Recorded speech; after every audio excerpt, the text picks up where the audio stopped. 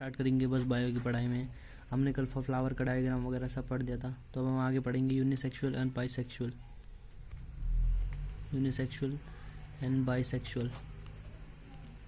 Unisexual उन plants को बोलते हैं जिन प्लांट्स में बस एक से सेक्स प्रेजेंट होता है। जैसे हमारा एग्जांपल है पपाया, उसमें बस एक ही, जैसे कभी मेल, एक में मेल होता है एक में फीमेल होता है। अब बाइसेक्सुअल उन्हें बोलते हैं जिनमें दो सेक्स एक ही प्लांट में प्रेजेंट होता है।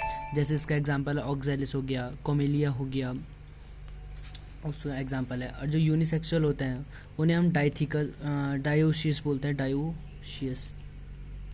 और जो बाइसेक्सुअल होते हैं उन्हें हम मोनोशियस बोलते हैं।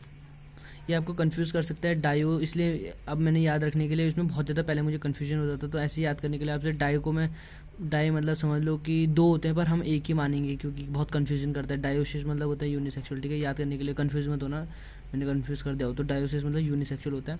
और मोनोशियस प्लांट्स उन्हें बोलते हैं जो बाइसेक्सुअल प्लांट्स होते हैं। ऑक्जेलिस हो गया, कोमेलिया हो गया, जो मतलब जो जिनमें दोनों के दोनों सेक्सेस प्रेजेंट होते हैं एक प्लांट में, उनको बोलते हैं। तो आगे बढ़ते हैं। अब हम हर एक के बारे में डिटेल में पढ़ेंगे। पहले हम स्टेमन के बारे में पढ़ते हैं, the male part of plant, ठीक है। प्लांट जिसका नाम है हमारा स्टेमन मेल पार्ट है। तो अब हम देखेंगे ये स्टेमन का डायग्राम कुछ ऐसा बनता है। ये बाइलोब्ड होता है, इसमें दो लोब होते हैं। अभी मेरे को बनाना ऐसा बनता है कुछ ऐसा, हाँ इसको तरह ये ऐसा बनता है। इसमें दो लोब होते हैं, इसलिए इसे डाइथिकस भी बोलते हैं। और सबसे ऊपर वाले को एंथर होता है, जिसका अंदर हमारे स्पोर्स होते हैं। इस वाले को हम बोलते हैं डिस्टल एंड बोलते हैं, इसको प्रॉक्सिमल एंड बोलते हैं। अब हम इसको डिटेल में पढ़ेंगे इसके बारे में। ये स्ट्रक्चर कुछ ऐसा दिखता है हमारा, ऐसा। अब हम डिटेल में बता रहा हूँ। अब इसमें चार होते हैं हमारे, ये हमारे थीका होते हैं। और एक को जिसके अंदर हमारे स्पोर्स होते हैं उसको माइक्रोस्पोरेंजियम बोलते हैं हम, स्पोरेंजियम। जो स्पोर को जन्म देता है उनको माइक्रोस्पोरेंजियम बोलते हैं बायो की लैंग्वेज में।